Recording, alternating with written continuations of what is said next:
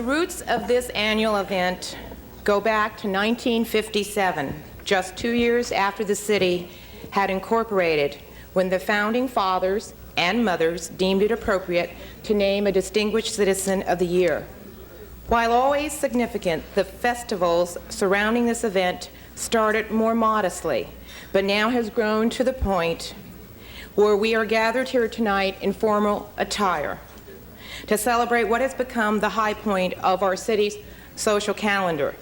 Cupertino is blessed with many distinguished citizens, and it often seems unfortunate that we can only name one or sometimes two as the most distinguished for one particular year. Well, there's a great deal of satisfaction to know that your labors have been recognized by the community, and having a Citizen of the Year banquet in which most of the people that were influential in the activities that took place that brought this about will be there, and be kind of an old home week, so to speak. It's my pleasure to have picked several people that maybe know Joe, maybe paid some money, maybe wanted to say a few words. But I do have five gentlemen, I think five gentlemen, that are going to come up and say a few words about the history of Joe Brown. And Joe Brown goes back a long way. I'm going to say their names so they can come forward, and then I'm going to talk about them. Bill Kerr. He is the president of the Cupertino Sanitation District. He's a past president of Rotary, past YMCA executive director. He's here to tell you about Dr. Brown's 30 years plus involvement with Cupertino sewers.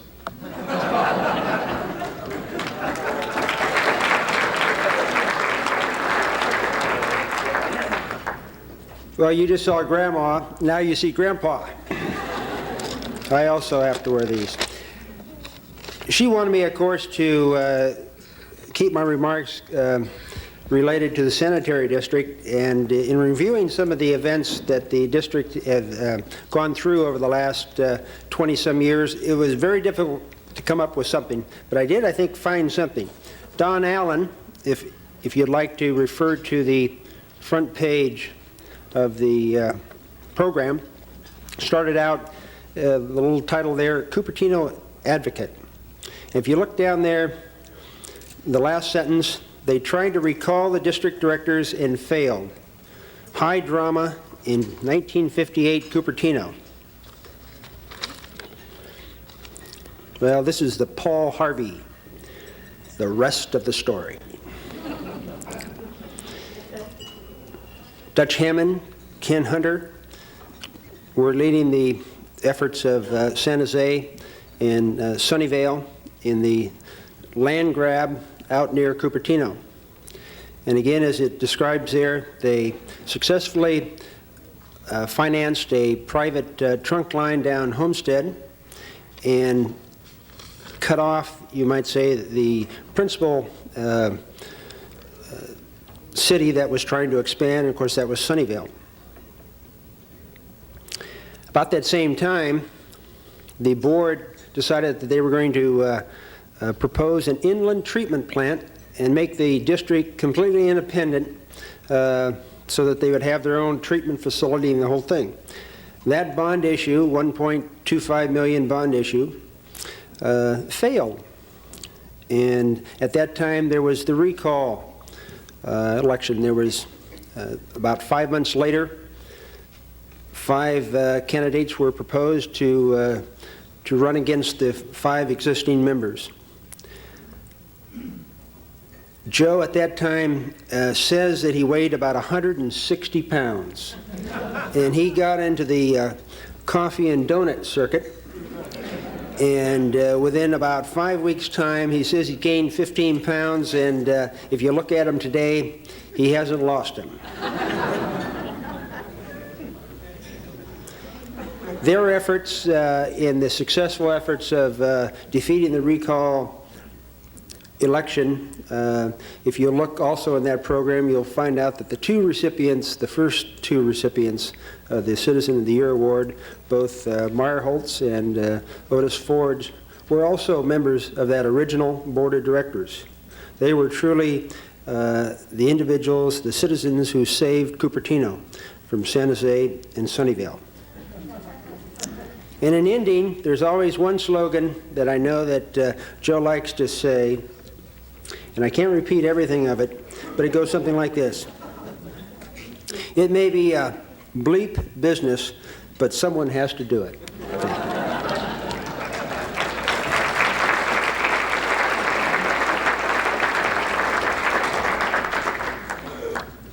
Thank you, Bill. Reed Sparks is somewhere out there. This is a 3 times mayor of Cupertino. He's a local boy that made good. He served the community for many years. He took time out to have a baby. Joan helped. It's going to be on Ripley's Believe It or Not. And the rumor is that, gee, if we just ask and Joe would just give enough, Reed might run for office again. Reed Sparks is here to talk about Dr. Brown and politics.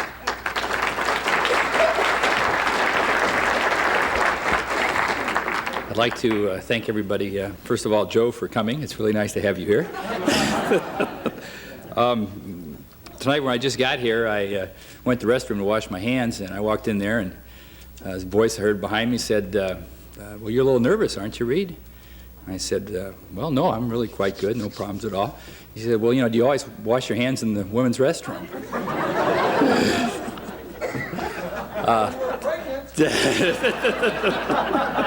See? Oh, there's always a heckler in that group. I like that. Before I get going here, I just want to say Joe Brown and I, we came together. I was a nice 14-year-old recreation leader. The city hired me too young, but I needed the money. And I had a dog named Edna, and poor old Edna had some enemies, and one of them decided to take off one of her paws. And so I took it over there to Joe Brown, and he wrapped it up. And I came back a couple weeks later, and he said, well, we'll have to put the dog asleep unless if you want to have a 3-legged dog. And I said, well, no, a 3-legged dog sounds pretty good to me. And he said, okay. So I had a nice 3-legged dog for 7 years. So Joe Brown, I'd like to thank you very much.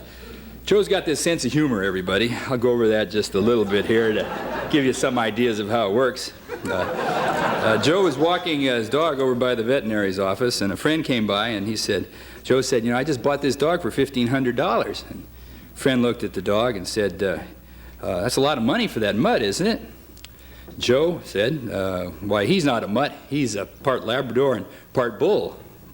And I said, well, what part's the bull? And Joe said, well, the part about the $1,500. There was another time a local farmer, we got a lot of these local farmers out there now. They've sold their land and moved to Hollister, but we got local farmers, and he decided to buy himself a racehorse. And one day he brought all his friends over to see the racehorse, and Joe Brown was working on the horse. Is this horse sick, Joe? And she says, yeah, she's sick, but we're going to get her fixed up okay. And he said, well, will she ever race again? Will she race the horse? And he says, yeah, chances are she will, and you'll probably beat her too. Now Joe in politics. Joe goes way back in politics. He, like myself, we both tried running for the assembly once back in the 60s. And one of these old-timers said, to tell this to Joe, he said, Joe, there are good politicians in government. Some are trying to clean it up, and some are trying to clean it out. So we know which one you are, of course. The next one, which is good, is there's artificial hearts are nothing new.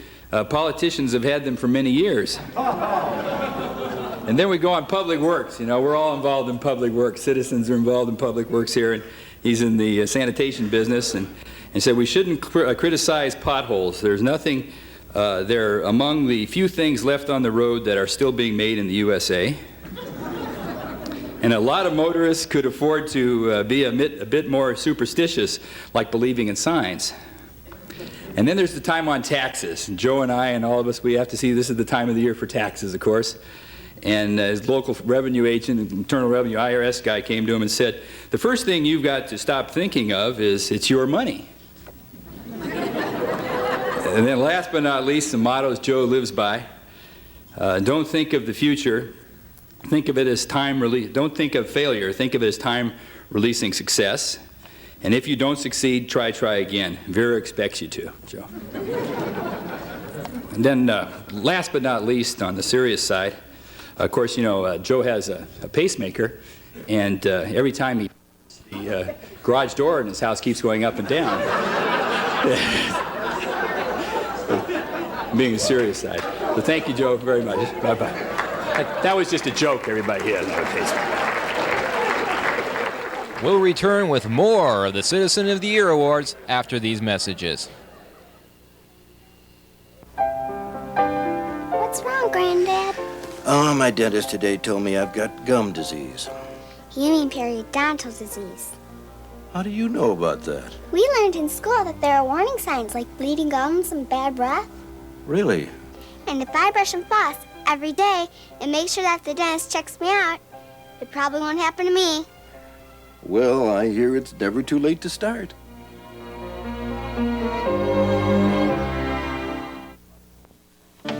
Susan has been kidnapped by her own father. Hi, Daddy. He thought he was doing the right thing, but now... This is like being in jail. If you're on the run and you're looking for a way out, call 1-800-A-WAY-OUT, a special hotline for people just like you. We're not the police or the government. We're Child Find, people who care and want to help. Who are you talking to, Daddy? A friend? Call 1-800-A-WAY-OUT. I'm on the executive board. I'm the vice president of the community relations, and the Citizen of the Year Banquet is one of the programs under my jurisdiction, so to speak. And therefore, what we were doing is, as a member of the executive board, I was on the selection committee as well as on the search committee. Dr. Brown is a very easygoing and very friendly, real low-key, casual guy, and he's the kind of person that would make a good buddy. And it's funny because he's done a lot for the community, and he's just real modest, and just like that's what he does. Part of the community is his life. It's just like, it's no big deal for him, but it is. He's made a measurable impact, and we really appreciate that.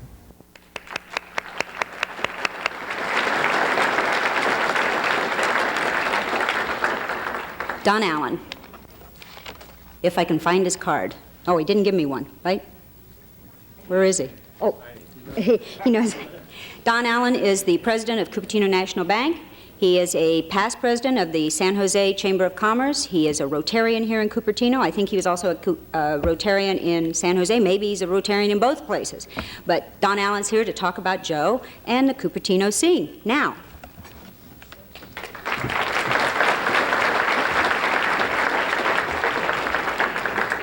Thank you, Betty. I used to be a Rotarian in a lot of places, but I couldn't pay my dues and they kept kicking me out. It's always easy to follow Reed Sparks. He manages to insult everybody in the room, and so you can't do much but get better after that. The agenda that they handed us said Bill Kerr for the Sanitation District, and then Reed Sparks, politics-Republican, and then me, and then Jim Jackson, politics-Democrat. And my mom told me that if I kept doing that, this would happen to me. I'd end up between two politicians, and here I am this evening. Jim, I would remind you that Reed didn't tell any Democrat political jokes, and I hope that you'll honor that thing tonight. Joe would appreciate it, and I certainly would too. So, in any case, let me get on with this agonizing endeavor. In sharing a few insights on Joe Brown, I must confess to a lack of appropriate material, something which probably comes as no surprise to most of you. To prepare myself for this evening, I wanted to gather as much information about Joe as possible. So I visited many of his friends, most of them Rotarians, in rest homes and sanitariums all over Santa Clara County. I want to tell you it was a thrilling sight, seeing Joe's pals just lying there being waited on, hand and foot, as they clutched their coverlets and in one case plucked at their wrist restraints. They all agreed there would be room for each of us to be named Cupertino Citizen of the Year. And it may happen to us sooner than we think. The consensus is that Joe is a fairly decent guy, somewhat limited, but with basically good intentions. He's the one who taught me that you can sleep undetected through Chamber of Commerce speeches by resting your head in your hand as if shading your eyes. Joe also pointed out that it would be a poor idea to eliminate Cupertino chamber mixers, particularly those that served free wine. In a more serious vein, how would you describe Joe? He's a curious mixture. Tough, hard, dedicated, highly focused. At the same time, he's something of a soft touch, sometimes easily moved. I suspect that it's all something of an act, after all. The tough exterior protects a gentle-feeling man. How can you not like someone who has spent most of his life being kind to warm, fuzzy animals? You all know of Joe's devotion to the Boy Scout movement. We've talked about that this evening. I would point out to you that David Wheeler, who is our president of the chamber, is an Eagle Scout. Reed Sparks, who preceded me, is an Eagle Scout. A little tough to get the award this year if you weren't an Eagle Scout.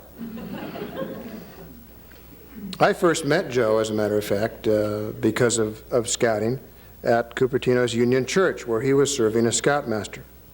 I can tell you that Joe has greatly affected the lives of hundreds of young men in our community, teaching them about being square and being honest and being prepared. Few of you would ever have an opportunity to observe this type of endeavor. After all, you don't go on Boy Scout campouts. Joe does, still does it to this day, and in many different ways. Joe's kept his pledge. He is an Eagle Scout. He has continued to exemplify the Scout Oath and the Scout Law in his daily life. I think he makes us all feel good living in this community. Joe, thank you for making this an evening that all of us can enjoy.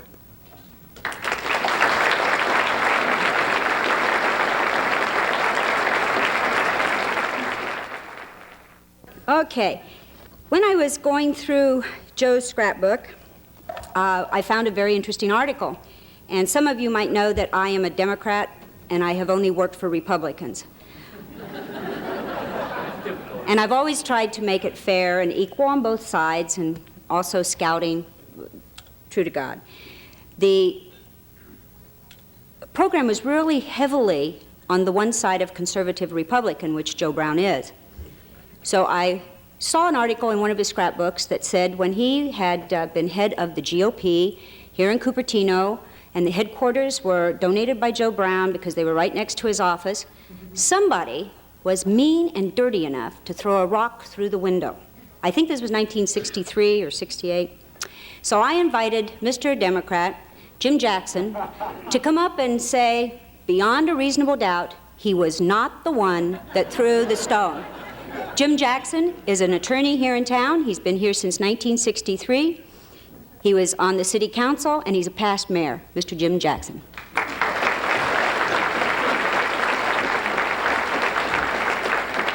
Thank you, Betty. About that rock, my counsel advised me to take the Fifth Amendment on that. But I didn't do it. I really didn't. By way of background, Betty has kind of given us some introduction, but for those of you who didn't already know it, Joe has been rather prominently identified with that party known as the Republicans, the GOP, or as they love to call themselves, the Grand Old Party. I, however, have been identified with the other party, the Brand X party, the Democrats whom Joe's friends are fond, kindly, generously calling it the party of those bedwetting, pinko, leftist tree huggers. Kindly, generously, they call us that. So you may wonder why I am up here to pay homage to the Citizen of the Year. Well, The reason goes back into the 1970s. At that time, me and some of my tree hugger cohorts were on the city council committing the various atrocities on the various landowners in town. And at that time, Joe was a local businessman who had an establishment on Highway 9 that was sort of fondly known as the local cat house. That was an unfair description because there were more than cats there, Joe, and I know it and you know it, and I don't know why people said that. But nevertheless, associated with the local establishment that Joe had was a certain amount of excess land which was underutilized and which Joe wanted to have a more effective economic utilization, or to speak candidly, he wanted to develop it. Standing in his way were the tree huggers on the city council. Well, I'm going to spare you all the agony of the tales that went through in the zoning and the general plan of the 1970s. But what I am here to say is that as a result of all that, Joe, I think, generally got most of what he wanted.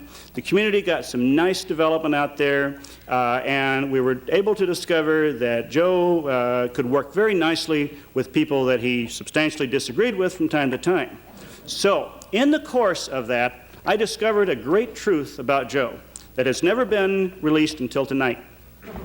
This is going to surprise everybody, but what I discovered, first of all, that leads me to the revelation here is, first, I discovered that Joe, of course, was very kind to and caring and loving to animals. I discovered, of course, that Joe was very active with the youth of our community, working the Boy Scouts, as you've heard about. He was very active in public service, having worked for the Sanitary District and been on the founding board. He was active in the service of his community on the Rotary Club, etc. And Joe was able to be kind and forgiving and understanding with people who he disagreed with. What I discovered, and here's the secret, Joe is a secret closet liberal. It has never come out, but it is true, and it's Joe, it's time for you to come out of the closet. Shun those friends of yours who treated you the way they did up here on this podium tonight, and embrace those liberal tree huggers who have loved you so much, because we know my friends wouldn't treat you the way that your Republican friends have treated you here tonight. But on behalf of the other side of the aisle, we also want to congratulate you for many years of very fine service to the community. When it comes to local politics, we really don't have labels, and we've admired your work, Joe. And one last thing, I want you to know, I am not now, nor have I ever been, a tree hugger. I couldn't even embrace a bush last year.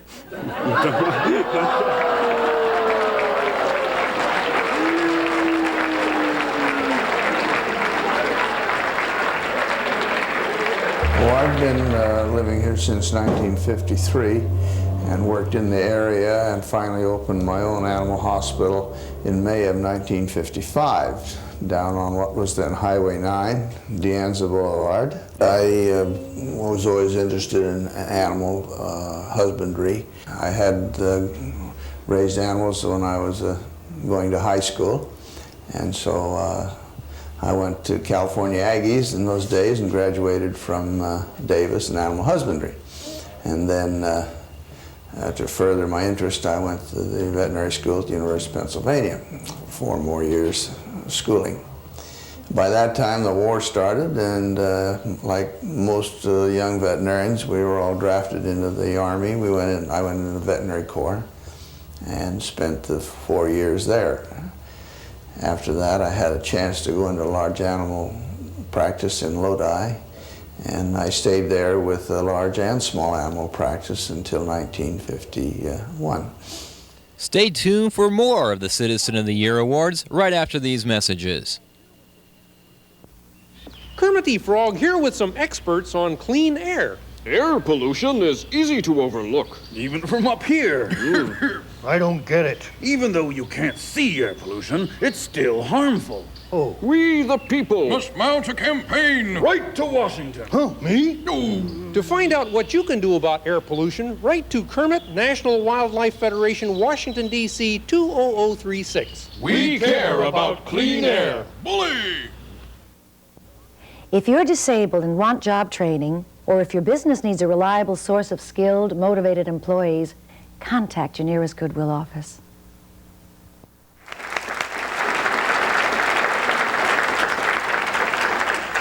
I talk about Jim Walker last. He is what I call the wrap-up guy. I tried to find a term in racquetball, and I don't know anything about racquetball, but Joe Brown's supposed to play a little, and I thought, gee, I'd like a real catchword. Jim Walker is Rotary, but he also knows Joe from long-time property development, cross-connecting with a little drinking, I think. Joe's always got the portable bar in front of him. That's what he's famous for now in Rotary. So I'd like you to meet Jim Walker.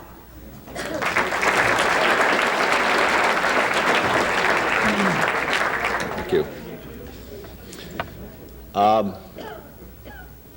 Joe's a friend of mine, and I was introduced to him about 13 years ago. And we had some business that I was in the construction business, still am, and we were going to do some business down along Highway 9, as it was called. There was no Banley Drive that connected Lauzoneo and Valley Green or Mariani, if those of you who drive down there. And we wanted to talk business, so he said, well, come right in, and he invited us right into his office, which happened to be the operating room of his animal hospital, the old Quonset hut on Highway 9, where he was performing some unspeakable act upon some poor, unsuspecting male dog that was forever going to hold that against Joe, although Joe said he would quickly forget why he was in there. He assured me that that would be the case. I wouldn't have, but that dog did. But Joe did he was a latent developer, as Jim Jackson said. He really wanted to do something else. He, I think, just stayed in the veterinary business because it gave him a lead-in to the sanitary district, which he's remained drinking out of the public trough for the last 30-some-odd years. But I could tell you that that those of us who have enjoyed some of the fruits and certainly enjoyed watching Cupertino grow in the last few years, might enjoy knowing that a dozen years ago, if you turned off 280 onto Highway 9 and went south toward Saratoga, you passed orchards. There was no Sport City Cafe and multi-story buildings. There was no Apple buildings. There were no any mountain buildings. You just went by, I think, a fruit stand, orchards, Itzwanaka's Cupertino Nursery. There was an old Quonset hut that was a veterinary hospital. A couple old homes with, on a corner of Lauzoneo and Highway 9, where there was actually a little railroad that somebody had that would go through the trees that were there right on the corner of Lauzoneo and Highway 9.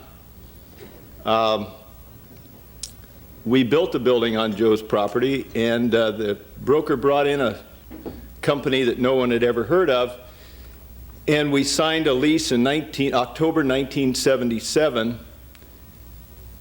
and today, a dozen years later, a little less than a dozen years later, I had on good authority from Apple Computer that they have 2.5 million square feet in Cupertino and the surrounding cities. If you include San Francisco and the East Bay, it goes to about 3.5 million square feet. Now, we talk about Joe Brown being in the animal treatment business and politics and sanitary district, but I think for those of us in Cupertino, it's a rather significant event that back less than a dozen years ago, had we not done a building, at least the first freestanding building that Apple Computer ever had, that there may not be any Apple Computer in Cupertino. Rather significant. But even more significant, I think, aside from the fact that he introduced me into Rotary, he sponsored me, is the fact that in the last few weeks, a little less than 3 weeks, my life has changed a little bit, and I have come to find out that we all enjoy a network of friends and support much greater than we ever knew existed. But I have to say that I truly am happy and enjoy saying that Joe Brown is my friend. Thank you.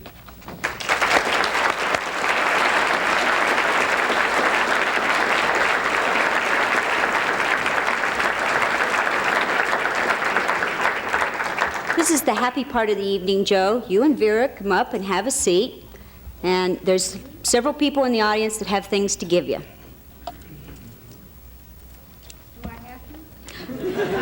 We want you on film, Vera.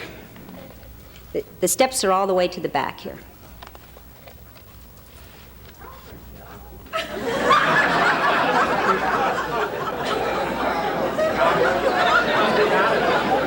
Jim, Jim, Jim, Jim, Jim, Jim.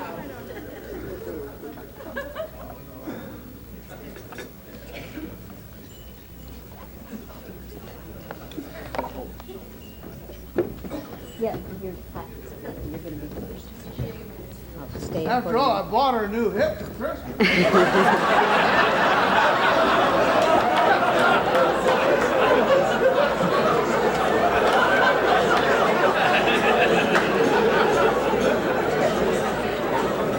We're going to start the presentations with Jim Canine, who is the representative from Congressman Tom Campbell's office. I think they started with me because mine is the smallest as I'm looking over here at all of these large frames.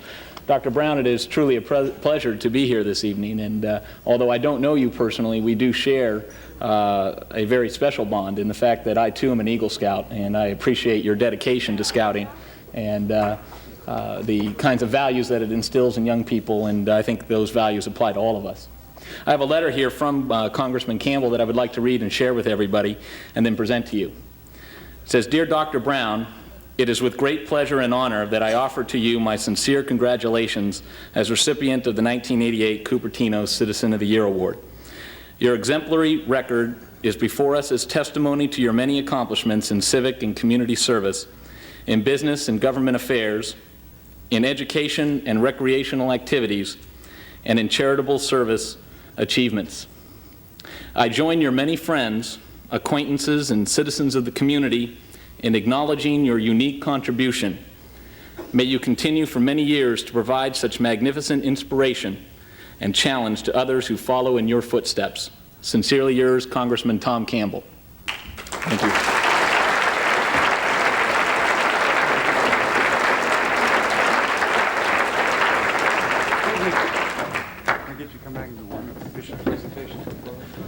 Make this as spontaneous as we can. No posing, guys.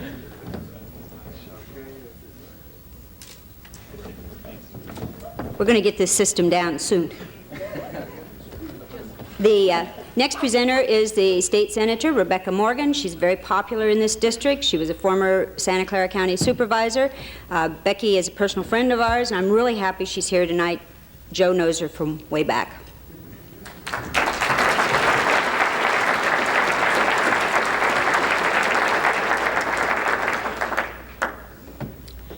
I do appreciate the opportunity to be here this evening. The Cupertino Chamber of Commerce has been very generous in inviting me at least annually to come tell you about what's happening in Sacramento and the kinds of activities I'm involved in. It's more fun, frankly, to be here to learn about Cupertino from you and the people I've been able to share the table with here this evening. Joe, let me first of all say that I bring greetings from my husband, an Eagle Scout. I didn't quite get that opportunity. But Jim gives you my best. I remember it's been about 9 years now, I think, when I was introduced to Dr. Brown. And at that time, although I probably wasn't quite as conservative as he would have liked, he had a choice between me and Jim Jackson. Sorry, Jim. And so I did appreciate his support in 1980 when I was running for the Board of Supervisors, and he's been a good friend since. And it is with a great deal of pleasure that I do present this resolution from the state of California, the Senate in particular. I'm not going to read it. Joe can read it when he gets home. But I appreciate the chance to be here to share the evening with you and congratulate you on all, and thank you for all that you've done. Thanks very much.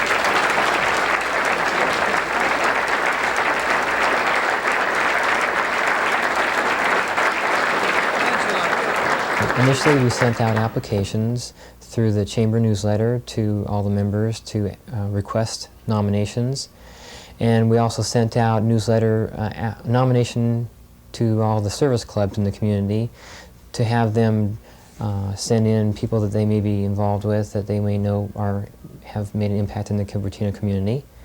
And from those applications went to a search committee. And what the search committee did was they reviewed all the applications and made sure that all the information was complete and thorough.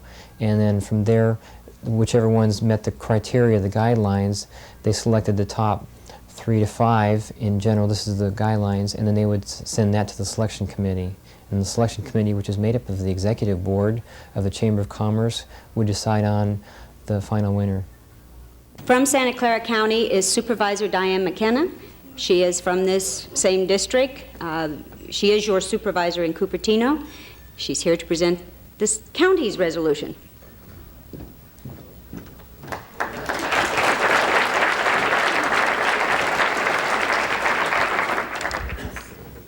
Thank you.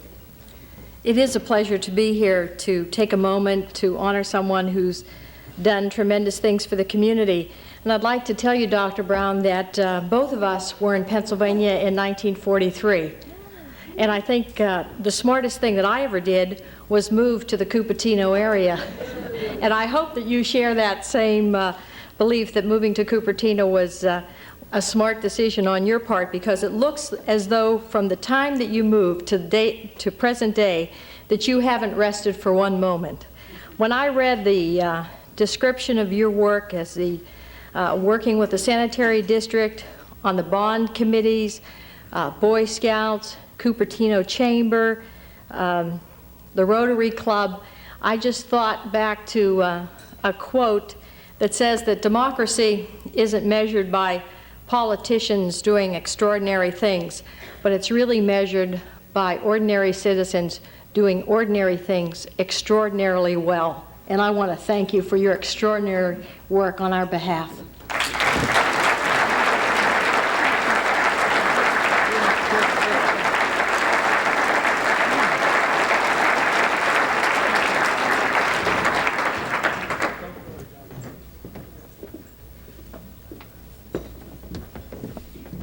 Mayor John Plungy is here.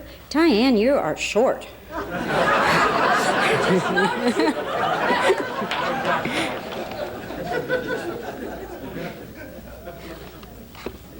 We have most of the city of Cupertino with us tonight, and Mayor Plungy is going to present their proclamation.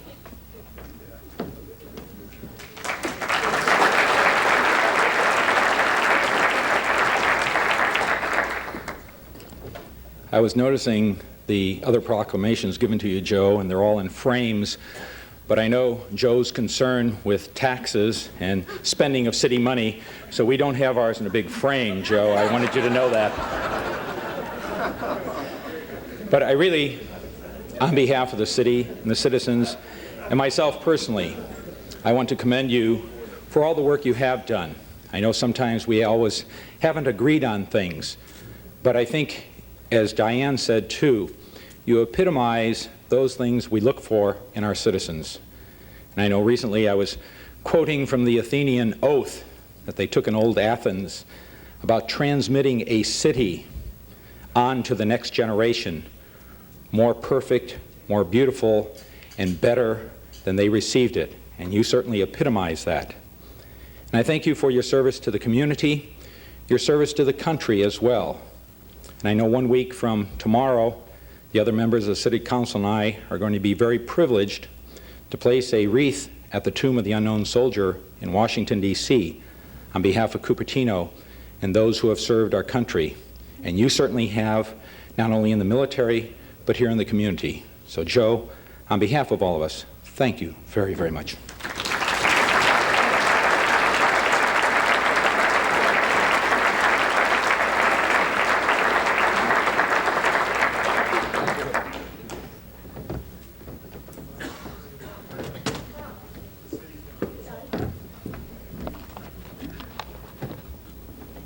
Bill Kerr with the Cupertino Sanitary District, right behind me.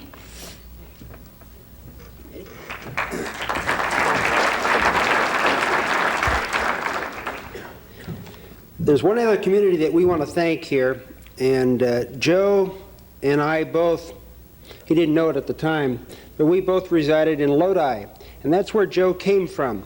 And of course, Lodi suffered and Cupertino gained when he moved here in, I think it was 1954. Joe, at this time, on behalf of the Sanitary Board, they call me the baby of the board, and I think that's because I'm the youngest.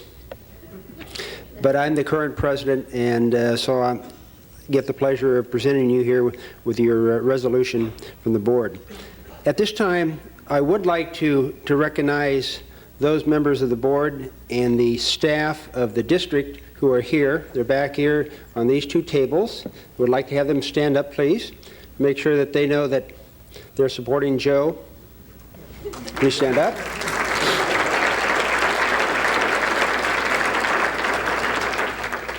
The Cupertino Sanitary Board does not have any employees. We contract with the Mark Thomas Company, and they're the chief engineer, the district manager. Phil Savio is, again, one of the partners in Mark Thomas Company, and then their staff provide services to the district. We also, if you remember, one of the speakers earlier was chiding Joe a little bit about making sure that he knew how to look like he was awake when he was asleep. We had no trouble passing this resolution because Joe, it went right by Joe, and he didn't even know that, you know, the rest of us did it. There were a lot of whereases here, but Joe, at this time, I would like to present this to you on behalf of the board.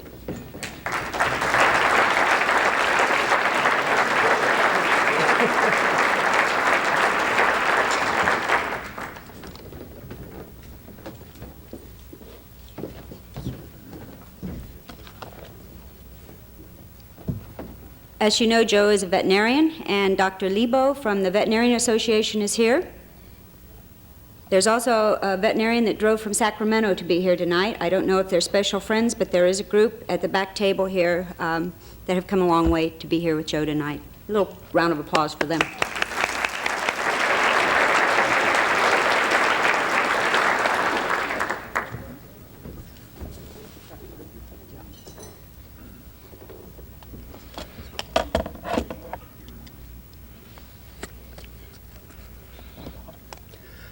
Thank you, Betty. Joe, and it's been wonderful knowing you, but I heard something tonight when you came to the Valley in 1954. You worked night calls up in Redwood City, and across the street was a United Airport building, and it was a Quonset hut. So those of you that know Joe's former location was also a Quonset hut. And he thought that was a terrific hospital building and decided to build that as his new hospital here in Cupertino. A letter of commendation from the Santa Clara Valley Veterinary Medical Association from the president, Glenn Eckerd. In recognition of years of outstanding service to his community and country, the Executive Board of the Santa Clara Valley Medical Association commends Dr. Joseph Brown to the Chamber of Commerce of the City of Cupertino, California, on the occasion of his selection as Citizen of the Year for 1988. Thank you, Joe.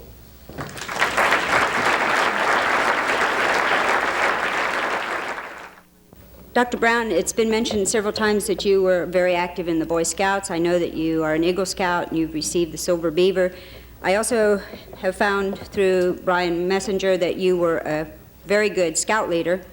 And Brian's here to tell you, I hope he will tell you about this, which he gathered and put together, and he has some other words for you. Brian was one of his Eagle Scouts from his troop 479? Right. Brian Messenger. Well, first of all, I'd like to tell you, I can remember the first time I met Dr. Brown. I wasn't involved in scouting. It was, we had a little dachshund. We moved down from Sacramento, and the guy tore his ear open on a cactus, so we needed emergency surgery for him. And we raced him down to Dr. Brown's hospital. He taped the guy up. He looked like a football player. He put the ear on top of his head, and he went around for a couple weeks like that. But the patient survived, did really well. And about a year later, in 1971, I was looking for a scout troop to join. And I was surprised. I went and visited Troop 479, and here Dr. Brown was a scoutmaster. And I figured, well, he did a great job on the dog. Maybe I'll give him a chance. He'd be a great scoutmaster. So let me tell you a little about some of the things that we did in the troop, just to give you a brief idea. A lot of people have talked about scouting here. It's really hard in a couple minutes to describe all the great experiences we had in scouting.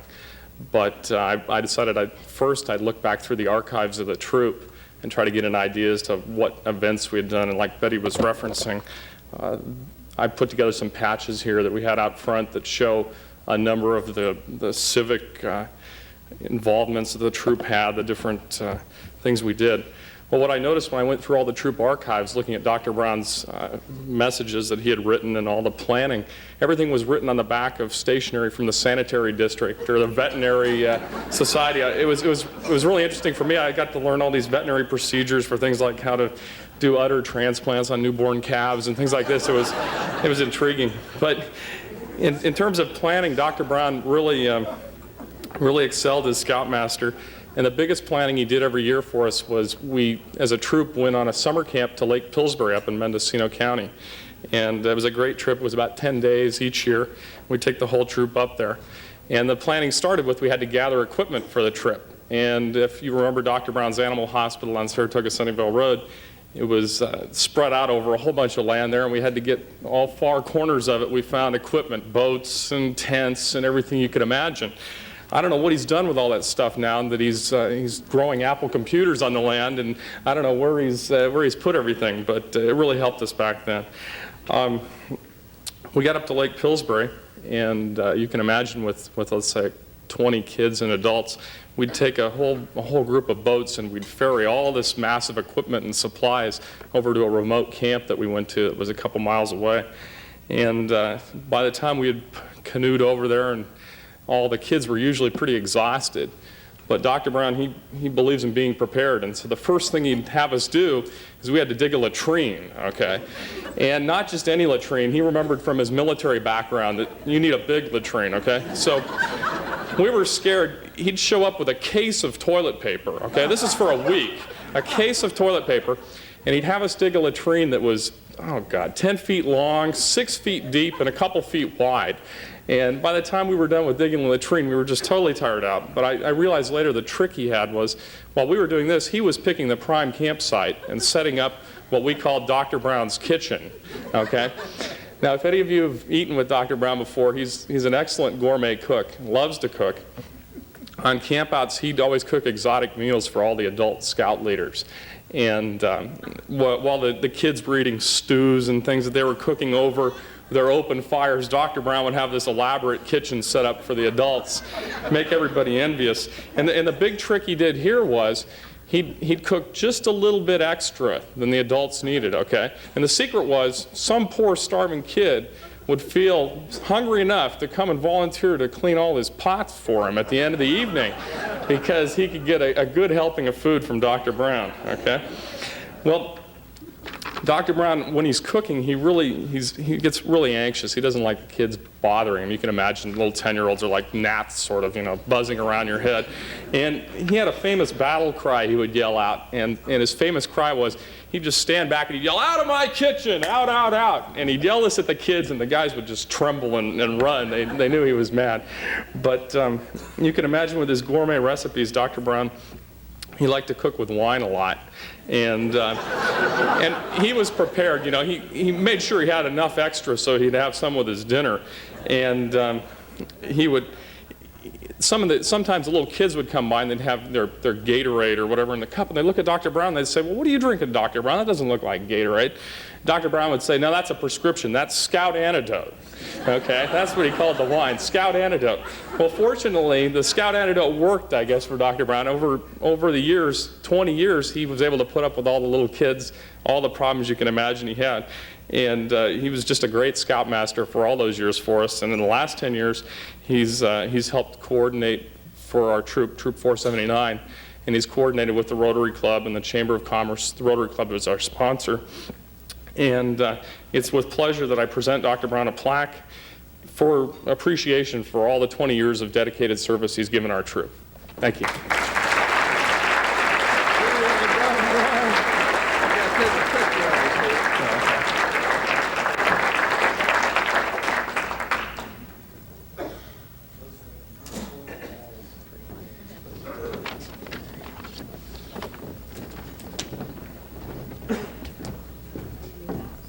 Randy Mertens, the Executive Director of the Boy Scouts. It's the Santa Clara County Council Boy Scouts of America. What a title.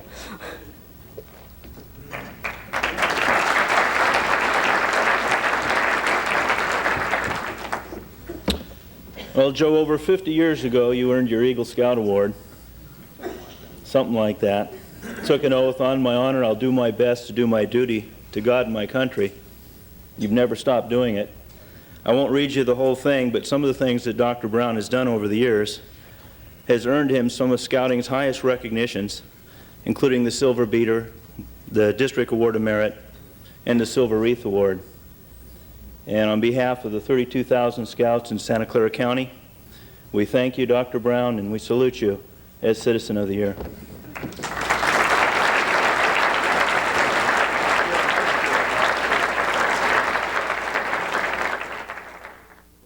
Joe, we're very honored that you've been a good Rotarian for this long.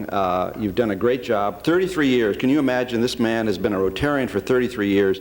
He is the oldest living Rotarian in this city. That's not true of Vera. Vera is very, very young, and we do appreciate, Joe, what you've given Vera this last Christmas. That was great. Giving her a new hip was probably the nicest thing you've done. And I also want to speak in your behalf. You've had a few criticisms here from Reed Sparks and Jim Jackson, and you two may not realize that he is an expert at racquetball, and that they have a very, very hard, small mallet, and he's also specializes in castration. So watch it out there, you two. Just be careful. He's an excellent doctor and got a good right hand. Joe was our president in 77, 78, and as I say, he was been a Rotarian for 33 years. Our club was formed in 55, and Joe joined it soon thereafter, and has served on our board and has done many fine things for this community and our club, and we're very proud of him. And so, Joe, I'd like to give you a plaque, and actually, Joe, you are involved in money, and he attends many of our board meetings to monitor our expenditures. And there was $75 that was donated or appropriated for this plaque, Joe, but it only cost $37.50. So, Joe, here you are.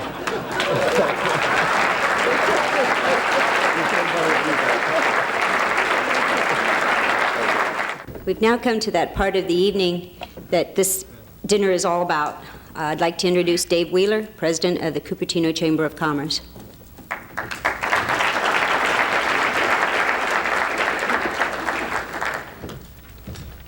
There's only one more, can you believe it? Joe, it is my honor to be able to present you with this award, especially as we've already heard 10 times tonight, both of us being Eagle Scouts and all the other Eagle Scouts in this room. One of the introductions that in the early evening I forgot to introduce was all of the Eagles. And at this time, I'd like all of the Eagle Scouts in the room to please stand in dedication of Joe Brown.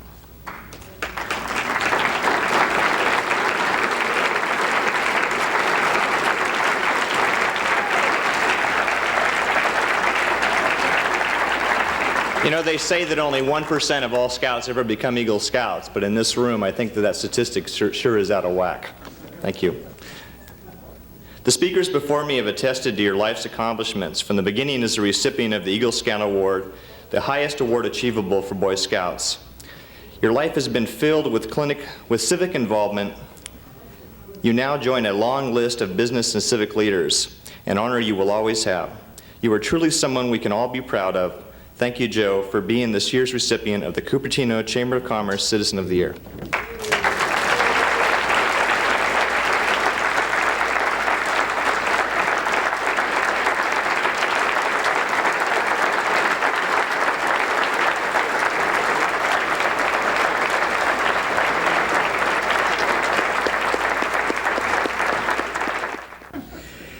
Well, it's surprising how many Eagles came out of the woodwork here tonight. I certainly do appreciate that. Some of the greatest times we had were up there doing our thing under the trees, and and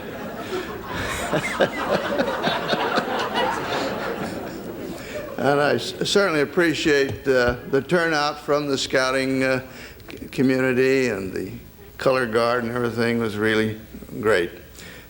Brian spoke about the using the paper, the scratch paper. I want you to take note of that, Jim Jackson, because Republicans believe in economy, and I couldn't waste any of that paper.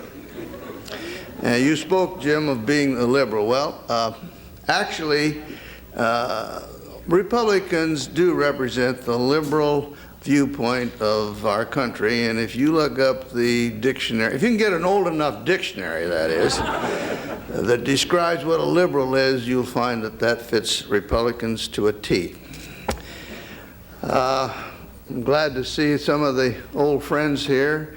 A few things were left out. I don't know, nobody knew that I was a charter member of the Cal Aggie Marching Band. I don't understand. But those go back to many days. Al Carter, if he was here, he might remember that. We met back in the old Cal Aggie days. George Fernandez, he was a chamber president, and maybe he recalls how we got trees planted in Cupertino. Back then, why, there were no trees in the streets, and that sort of bothered me. So I went to George and said, hey, we've got to do something about that. So he kindly consented to put the chamber behind the project, and I got Itzwanaka together on this. Itz couldn't be here tonight. He had a previous engagement, but he and we got the business community together. We went to the Saratoga Horticultural Society and found out what kind of trees to plant. And lo and behold, we had trees planted in downtown Cupertino. Fortunately, the city saw the value of that and took over the project. The sanitary district, of course, has been something that has been my pride and joy to be part of for many years. I'm glad to see the Mark Thomas organization is represented. Some of you might not know that not only did they give us the input to keep start the sanitary district, but they also were the original managers of the city of Cupertino. And you can thank the quality of the streets that were originally put into the engineering job that they did. Some of the old landowners that are still around, Burl Leonard remembers how we put together that original sewer. It was the first and last time, I guess, it's ever been done in the state of California that the sewer was built by private subscription. But that's one of the landmark things that Cupertino can be famous for. Of course, this had all be extemporaneous. I'm certain. How's that? After 2 glasses of wine, extemporaneous. I may have forgotten some of the people that I would like to acknowledge being here, but I'm glad to see all my family get together. Ruth and her husband had to drive down from Carson City in a snowstorm, and I appreciate that. The rest of them live nearby, so that was no problem.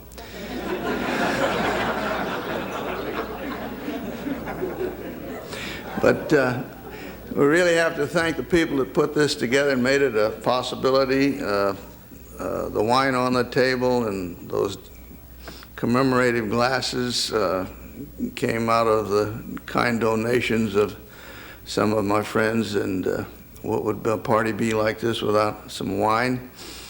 So I hope you all realize that I really appreciate your efforts in making this the evening that it was. Thank you.